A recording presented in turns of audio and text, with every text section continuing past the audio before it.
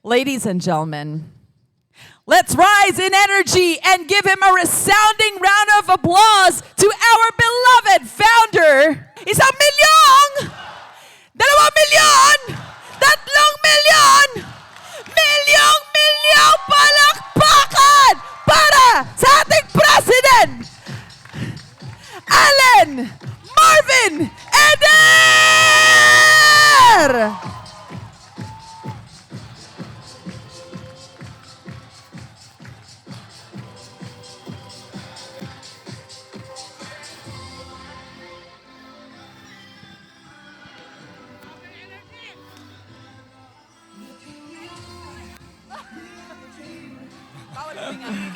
Ayun, amazing morning!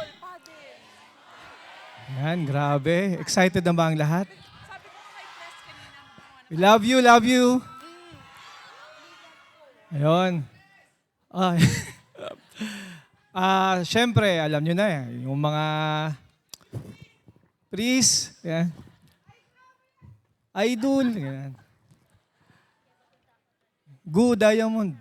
Okay. Hindi, ganito. Una sa lahat, maraming salamat at nandito kayo. No? Sabi nga ni Girlie kanina many are called but few are chosen. So gusto ko lang i-share sa inyo bago tayo, meron tayong announcement Alam ko naman yun yung, kumbaga ako lang yung nag-represent sa mga BODs ngayon para sabihin to sa inyo, meron kaming hinanda para sa inyong lahat. Okay. Talaga excited na sila, no? Pero bago natin yun, talakayin mamaya-maya, meron lang kaming konting paalala, no? Alam naman, nabanggit ni Miss Martoni na yung mundo ay merong crisis. Tama? Yung mundo may crisis. Pero hindi naman natin dinideny yung fact na may crisis. Tama? Merong crisis. Kaya lang, huwag nating i-focus yung attention natin doon. Kasi, alam nyo ba yung parang social media? Merong tinatawag na algorithm, na kung saan kinuha nila yan sa paano mag-function yung brain natin. Kaya ang social media, merong tinatawag na feed. Tama? Yung feed, ito yung kinakain mo. Tama? So kung ano yung lagi mong binibigyan ng attention, yun yung laging lumalabas sa feed mo. Pansin nyo? Halimbawa, meron kang kinlik na pickleball. So halos lahat ng feed mo, puro pickleball. So wala ka nang pakialam sa mga nangyayari ng ibang bagay. So kung ang feed naman, puro ka naman negative ang nakikita mo, puro negative din yung alam mo, halimbawa, yung hold-upan. Halimbawa, yung bugbugan or saksakan. Di ba? May mga ganon sa, yung mga video na ganon. So, puro laging, magtataka ka, puro ganon. So, ngayon, huwag tayong masyadong manonood ng negatibo. Kasi finifeed mo lang din yung sarili mo ng negative. At kapag na-feed ka ng negative, yung feelings mo, emotion mo, magiging negative. At pag ganon, ang action mo magiging negative. So ang resulta, negative. Tandaan natin yan Kaya, alam mo, huwag na tayo masyadong manood ng balita. Oo. Kasi hindi yan good news Pansin mo laging balita, bad news. Kasi mas prone yung brain natin sa bad news. Kaya nga, nagkakawatak-watak yung magkakaibigan kasi ang pinag-uusapan, yung, di ba, chismis. Yung negative nung kapwa. Tama? Wag na. Kasi ma-algorithm lang kayo, apektado kayo, wala naman kayong magagawa. Tama? Sa ngayon, wala tayong magagawa. Kaya wag na nating bigyan ng attention. Tandaan nyo what you focus on, expand. Kung ano yung binibigyan mo ng attention, yun yung focus mo, yun yung pattern mo mag-i-expand yun. Mahihirapan ka na makawala doon. Matatrap ka. Kaya, positive na kaya nga inutusan tayo na do not let this book of the law depart from your mouth. Sabi ni God kay Joshua. Sabi niya, meditate on it day and night. So, ang utos sa atin ay magbasa ng kanyang salita day and night. Para yung algorithm natin ganon. Positibo. Kasi tandaan nyo merong nakalagay sa scriptures, Ecclesiastes 3:1. Isa sa pinaka-paborito kong version, ang nakalagay doon, there is a season or time for everything. And a season for every purpose under the heaven. So dito daw sa earth, merong time for everything or merong season sa everything. Pag nakatira ka sa Japan, merong 4 seasons, tama? Merong winter, merong summer, merong spring ba yun? Tapos, ano yung next? Fall. 6,000 years ago, nung ginawa yung earth, hindi pa na-miss ang winter. Talagang dumarating yung winter. Tama? Meron bang time sa moment simula ang earth na walang summer? Hindi, magsa-summer talaga. Kaya sa buhay natin, ganun din. Tandaan mo, merong time for everything. Merong season for everything. Ibig sabihin, season lang siya, hindi siya magtatagal. Nakuha natin? Hindi isang taon summer sa Japan. Hindi rin isang taon winter sa Japan. So yung countries na may 4 seasons, alam na nila, pinaghahandaan na nila na darating talaga yung winter. Darating din yung summer, darating din yung fall. Darating talaga. Pero season lang. Kaya tandaan nyo, ganun din sa buhay. Ang buhay natin may season. Kaya nga siya season kasi hindi permanent. Nakuha nyo? Lahat ng bagay dito sa earth nagbabago. May season. Only God is permanent. And His promises. Tandaan nyo alam mo good news yun Kasi ang Diyos lang ang hindi nagbabago. At yung kanyang mga pangako. Kasi ang Diyos, nakatali siya sa kanyang salita. Kung ano yung kanyang salita at sinabi, yun na yun. Hindi yung magbabago. Kasi kung magbabago siya, hindi siya pwedeng i-worship. Kasi pabago-bago. Nakuha nyo? So, ang Diyos ay integrity. So, ibig sabihin, kung ano ang sinabi niya, yun na yun. Siya lang ang hindi magbabago.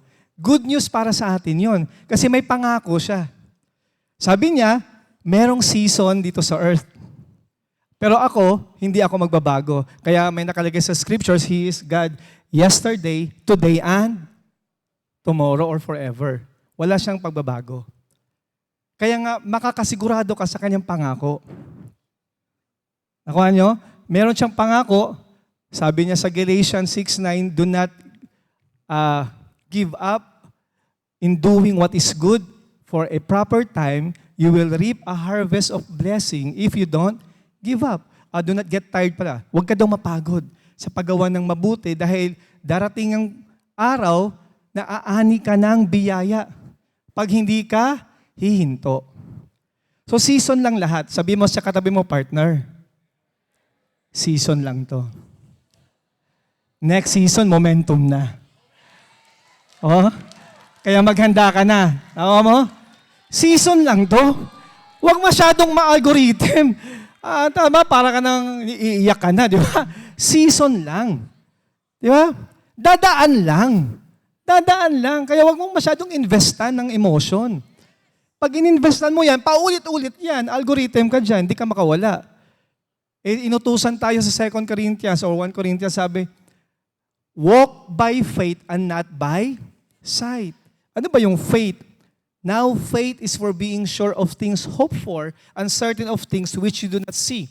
Ang faith daw ay pagiging sigurado ngayon sa isang bagay o sa mga bagay na inaasahan mo na mangyayari kahit hindi mo pa nakikita. Paano daw tayo dinesign ng Diyos? By faith. Ano yung faith? Hindi tayo hindi tayo lumalakad or nabubuhay by sight. Kasi ang sight, ito yung nakikita mo ngayon. Nasa dry season ka ngayon, huwag mong isabuhay yun. Huwag mong isabuhay ang dry season kasi hindi ka dinesign para sa sight. Ang isabuhay mo, asamay mo, yung momentum season mo. Yun yung faith. Tanda mo ang faith ay paniniwala sa mga bagay na inaasahan mo na mangyayari kahit hindi mo pa nakikita. Merong story sa Bible, isang bulag. Narinig lang, ang bulag nakakita, hindi. Hindi, di ba? So, merong naririnig niya. Merong Messiah. Si Jesus, Lord, nagpapagaling. Naririnig niya lang, hindi niya nakikita bulag siya narinig niya na parating si Jesus. Sigaw siya ng sigaw para mapansin. Hindi naman niya malapitan kasi di nga niya kilala. Hindi niya nakikita. Ama? Sumisigaw lang siya, sabi na, Lord, have mercy on us. Dalawa sila actually. Lord, have mercy on us. Sabi niya, Son of David, have mercy on us. Alam mo, may mga Howie boys si Jesus Shh, tumahimik kayo dyan, ang ingay nyo. May mga Howie boys. Kasi ang dami talaga. Kung sa panahon ngayon si Jesus darating, di ba? Ang daming magpapagamot Tama? Puno lahat ng ospital Di ba? Kung nalaman mo na may taong nagpapagaling, dudumugin yan. Hindi ka pag binook mo siya, schedule yan. Mga 10 years bago ka maka-appointment. Sa dami. Parating siya. Narinig nung bulag na parating. Sumisigaw lang siyang sumisigaw. Wala silang chance na makalapit kung sino man, di na nakikita. Alam mo, narinig ni Jesus. Nilapitan niya. Ito ang tanong ni Jesus. What can I do for you? What can I do for you? Alam ba ng bulag na si Jesus yung lumapit? Di ba hindi? Hindi na alam. Baka pinagtripan lang sila, di ba? Ang sabi ng mga bulag, Lord, we want our sight. We want to see. Sabi ng bulag. Ang sagot ni Jesus, become what you believe. Become what you believe. Alam mo yon? Nakakita sila. Sa ibang version, according to your faith, it will be done unto you. According to your faith, it will be done. Ano yung faith?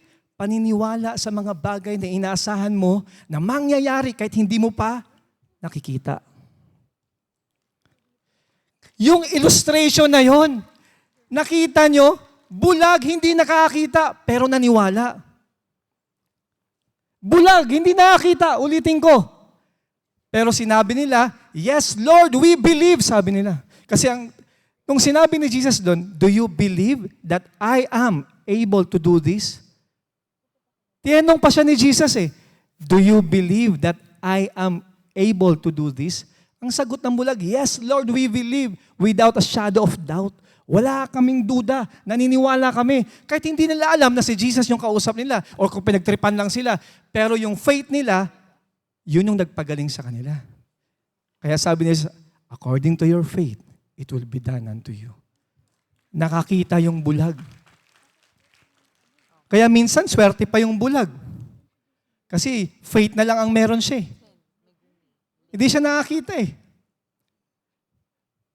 Minsan, yung eyes mo pa yung problema. Kasi nakakita ka, akala mo yun yung totoo. Tama? But tandaan nyo, we live by faith, not by sight. Sino dito ang naniniwala? One day, siya naman ang aakyat sa stage na maging crown alpha mentor. Ang iba nagdududa Pag tinanong ka ni Jesus, what can I do for you? What can I do for you? Alam mo ba, ang pinakamadaling makatanggap ng isang bagay is to ask. Kaya sabi ni Jesus sa Luke, ask and you shall receive. Seek and you will find. Knock and the door will be open. Ask, believe, receive. Pag nag-ask ka, paniwalaan mo na nasa iyo na.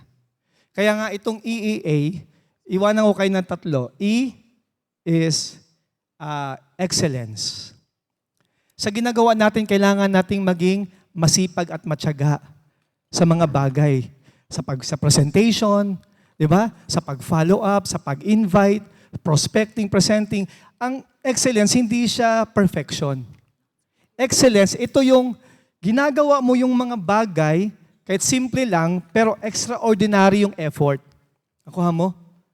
Gusto mo mag-improve continuously, every day. Ginagalingan mo. Hindi perfect, kasi magkakamali ka rin talaga. Pero, nandun yung work ethic mo. Excellence ang tawag doon. So, kung gusto natin magtagumpay sa buhay, kailangan natin maging excellence sa ginagawa, o excellent sa ginagawa natin. Hindi ka naman magiging master agad. Pero pag meron kang excellence, automatic yun. Papunta ka doon. Nakuha natin? So, ibig sabihin, halimbawa, sa mga meeting, huwag kang magpa-late. Excellence yun. Nakuha mo? Pag meron kang mga ginagawa, galingan mo lang. Diba? Galing mo, sipagan mo lang. No? Kung, alam mo, isang halimbawa, meron kaming ni-rent na car sa Japan pag nagtutour kami, yung driver, talagang excellent. Kasi hindi lang siya nagdadrive para sa amin. Ang ginagawa niya, meron pa siyang extra service. O iba yung service na yung extra service niya, ganito. May mga water na sa loob ng car. May mga tubig. Tapos, bibili ng food. Bibili siya ng food. Kumbaga, hindi niya work yun. Kasi meron kami mga ibang driver na hindi ganun. Iba siya. Kaya ngayon, paulit-ulit, pag pumunta kami ng Japan, siya talaga ang aming kukunin. Ganon din sa negosyo natin. Kailangan nating magkaroon ng extra or doing the extra mile. Yung tinatawag nila na GEM. Go extra mile. Di ba? Pangalawa is EEA lang naman to, endurance. Ayan. Yung endurance, importante yan kasi yung negosyo may season, tama? So kailangan natin maging matatag at matibay. Sa mga pagsubok, sa laban ng buhay, kailangan mong tumuloy. Alam mo ba, ang nagtatagumpay, kadalasan, hindi yung mga pinakamagaling o pinakamatalino. Nagtatagumpay yung tumutuloy sa gitna ng laban. Importanteng maintindihan nyo yun. Marami nga ang magaling, pero pag nahirapan, quit na agad. Hindi ata para sa akin to. Di ba ganon? Kung saan ka ilagay, meron talagang proseso. Lahat ng ilalagay sa'yo, may proseso eh. Di lahat may mahirap na parte. Di hindi lahat para sa'yo. Kasi tuwing nahirapan ka, ayaw mo na. Tama. Dumiretso ka lang. Alam mo, may top earner, isa lang ang laging sinasabi pag umaakyat sa stage eh. Wala nang mahaba. Tuloy-tuloy lang. Ganun lang yung sinasabi. Tama? Pero totoo. Sabi nga sa Indian proverb, di ba? Yung perseverance ang pinaka-importante kasi sabi niya, by perseverance, the snail reached the ark. Yung snail, di ba ang bagal nun? Pero hindi humihinto. Tuloy-tuloy. Na-reach niya yung ark. Kasi lahat ng nakikita natin ngayon, nakasama sa ark. Ang snail ang bagal. Diba? Pero hindi siya huminto eh. Kahit naunahan na siya ng iba, yung tiger nandun na, yung monkey nandun na, siya ganun lang oh. Ang bagal. Pero wala siya, hindi siya nakipag-compete. Mauna sila, pero basta ako, alam ko, darating ako sa finish line.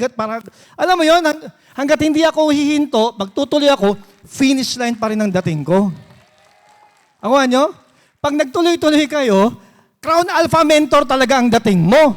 Wala namang choice eh. Doon lahat papunta.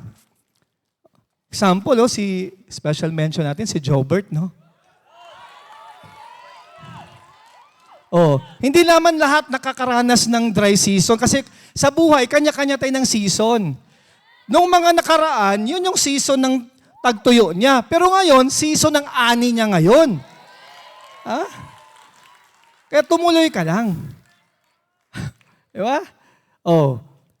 Nakamustang na yan, no? Iba na. Dating, Xerox boy. Pangatlo, last is A. So E, excellence, endurance. Sabihin kahit nahirapan, tumutuloy. Dapat matibay, matatag. Yun yung tatak I am. Di ba? Pangatlo, attitude. Sabi nga ni Zig Ziglar, your altitude, your attitude, not your aptitude. Tanda mo, not your aptitude will be your, ba? Teka lang, English kasi. Nahirapan tuloy ako. Will determine your altitude. Tama. Ang galing talaga ni Kat. Ay, sino ba nagsabi nun? Ay, si Christine pala. Sorry. Christine. So your attitude, not your aptitude, will determine your altitude in life. Ano ba yung aptitude? Yung aptitude, ito yung natural gift or talent. Yung inborn ka, dun ka magaling. Pero hindi daw yun yung basihan. Yung meron kang potential, meron kang talento, no? Kasi may ganun eh. Pero hindi daw yung basihan ng altitude mo sa buhay. Ang altitude, ito yung pag-angat. Kundi yung attitude, ang basihan. Kasi maraming ang magaling. Maraming magaling. Magaling magsalita. Di ba? Maraming magaling sa mga, alam mo yung sa mga bagay. Kaya lang, yung attitude, negative. Yung attitude, complain ng complain. Yung attitude, iniisip siya lang yung magaling. Bagsak. Yun yung problema. Ang importante, kahit hindi mo inborn talent ang presentation, pero malupit yung attitude mo. Meron kang humble heart, teachable. Alam mo yon? Consistent ka, committed ka. Mag-grow ka talaga. Malagpasan mo pa lahat ng mga magaling na meron sana silang gift, kaya lang hindi nila kaya yung attitude. Yung perspective nila, mali. Kaya hindi nagtutuloy. Pag hindi nagtuloy, hindi makakaangat. Tulad lang yan ng eroplano. Pag nasa airport ka, ang eroplano sa runway, di ba, dediretso yan para makalipad. Ganun yun. Pero halimbawa, kung nasa runway tayo, ito ang gagawin ng eroplano.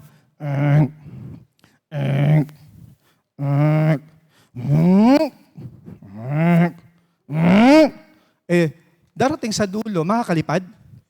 Hindi. Kasi halimbawa, sa umpisa, maraming pay-in. Na attrition.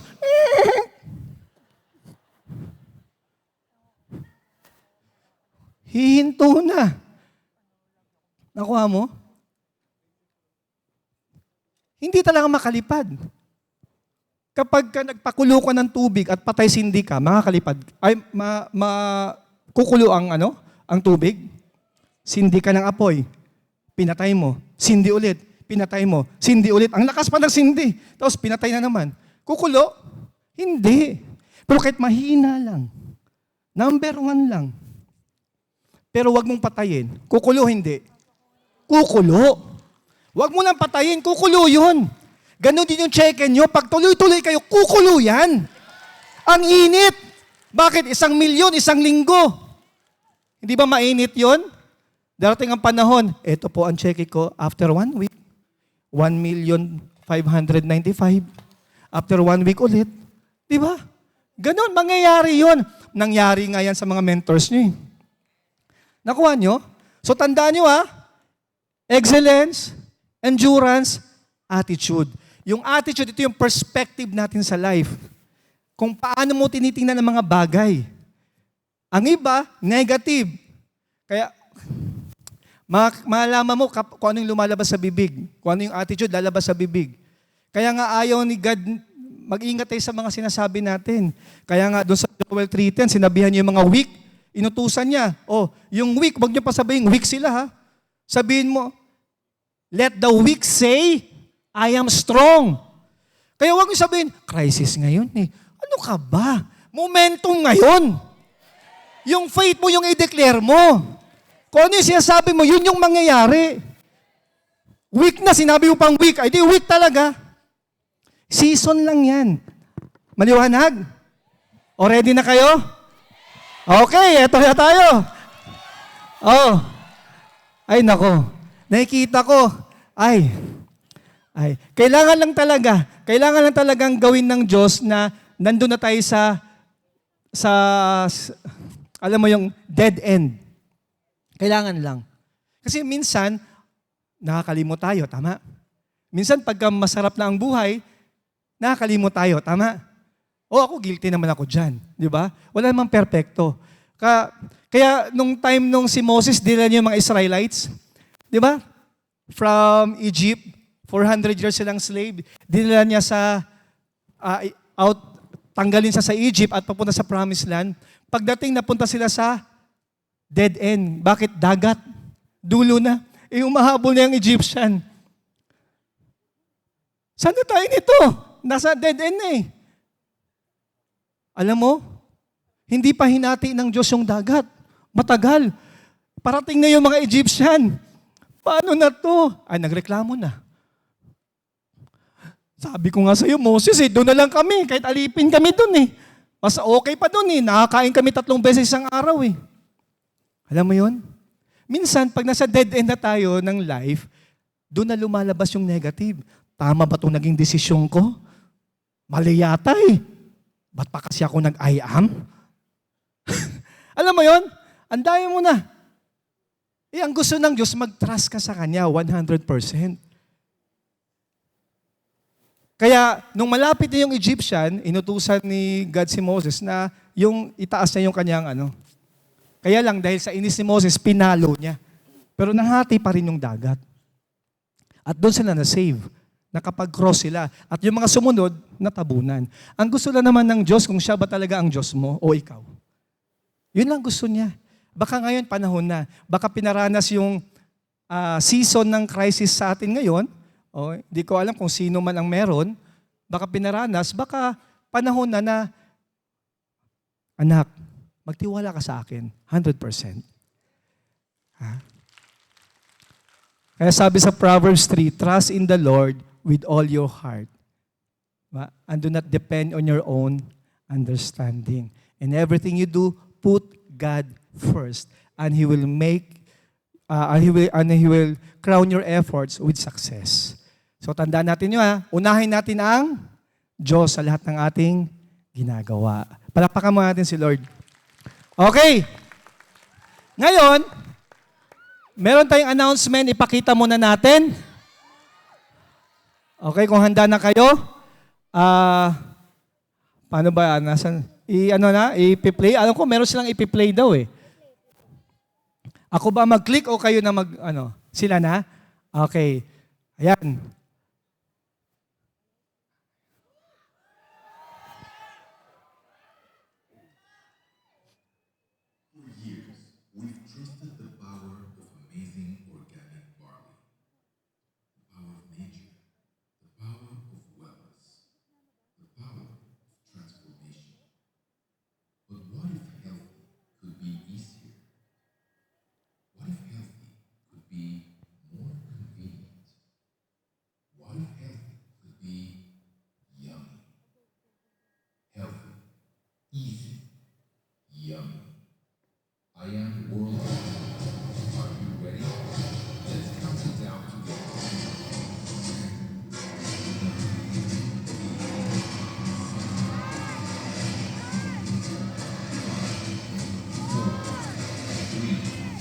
Two, one.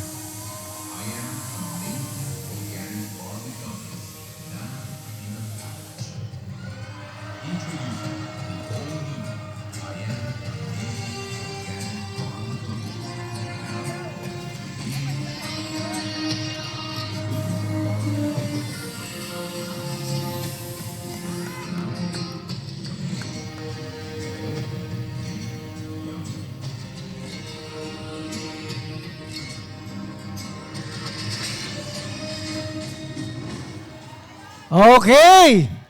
Meron na tayong bago na lagayan. Kasi, alam nyo, maraming nagre-request. Hindi kasi masyadong nadadala yung bote, malaki. Tama? Malaki yung bote, on the go.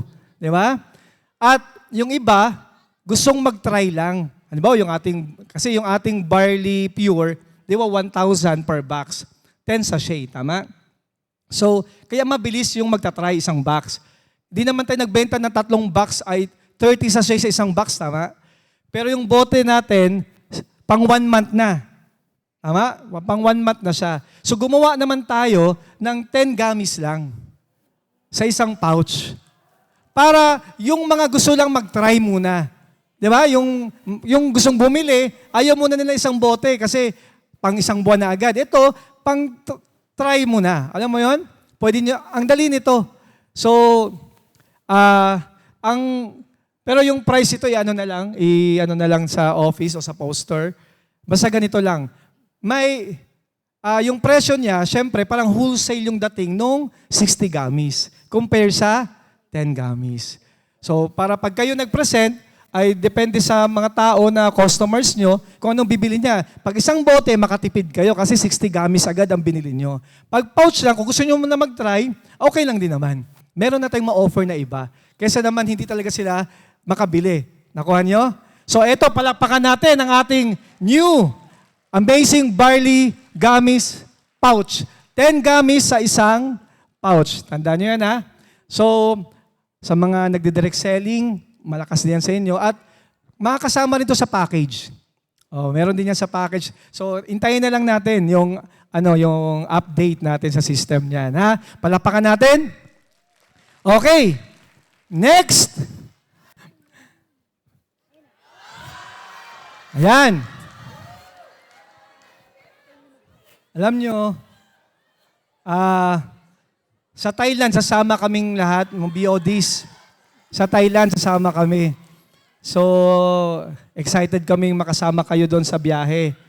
Then, ngayon, Vietnam naman tayo. Alam nyo, kung meron kayong 10,000 na shopping money, isang maleta na sa Vietnam. Oh, alam mo yon? Ang daming shopping doon at may enjoy nyo. Masarap ang pagkain at mura ang bilihin. Sobrang mura. So ito, parang yung Hong Kong lang natin last year. Oh, di ba nasa 265 yung nakahit last year? 265 yun. We love you too. Ayan. Lahat ba to makakasama? Uy, ang dami. Di ba? O para masaya. This year din tayo aalis, syempre. Oo. So yun yung ating Vietnam Travel Incentive. Ang maganda, marami pang hindi naka-Vietnam. Sasama kami dito, ha? O, doon tayo magpahinga, hataw muna tayo. Doon tayo mag-relax. Di ba? Kayang-kaya yan. O, parang nung nakaraan lang yan. Siguro mas marami. Wala, hindi magkasya sa stage. Pero sa anniversary natin yung awarding yan. Oh, makakit ka sa stage sa anniversary, lahat ng makahit. Tapos, meron pang isa. Welcome to the IM Income App Quick Guide. Download the IM Income App from Google Play Store or Apple App Store. Members can log in using their IM user ID and password, shop conveniently, and pay using IM Wallet, credit card, or QR PH. Share your referral code with buyers so they can easily create their IM Income App account. Non-members may register using a referral code from an IM member and verify their email to activate the account. Payments for non-members are available through credit card and QR PH. Earn income sales commission from successful referral purchases. You can also monitor referrals, orders, and commissions directly in the app. Download the IM Income app today and start sharing your referral code. Ayun! Meron na tayong IAM Ecom app. So, ang mangyari dyan, Ecom na yung pag-order. App na yung pag-order. Download nyo lang, walang bayad. Ha? So, pag nag-download kayo, pwede na kayong mag-order online dun sa gamit yung app na yan. Tapos, meron din kayong pwedeng, pag may bumili, sharean nyo lang nung referral code nyo. Pag bumili sila, di-deliver ng kumpanya yung kanilang produkto, pasok sa komisyon mo. Di ba? Oh, pwede yan sa mga Apple na gadget tsaka sa iOS, Android, no? So, yun, pinadali natin lahat. Kaya, trabaho na lang tayo. We love you too, guys. No? So, hindi ko na patatagalin. Maraming salamat. At iwanan ko kayo. Proverbs 16:3, commit to the Lord whatever you do and your plans will succeed. Again, I am A.M. Eder. I am an agent of hope and I am worldwide. Thank you so much, guys. Once again, ladies and gentlemen, our very own President, Allen Marvin Eder!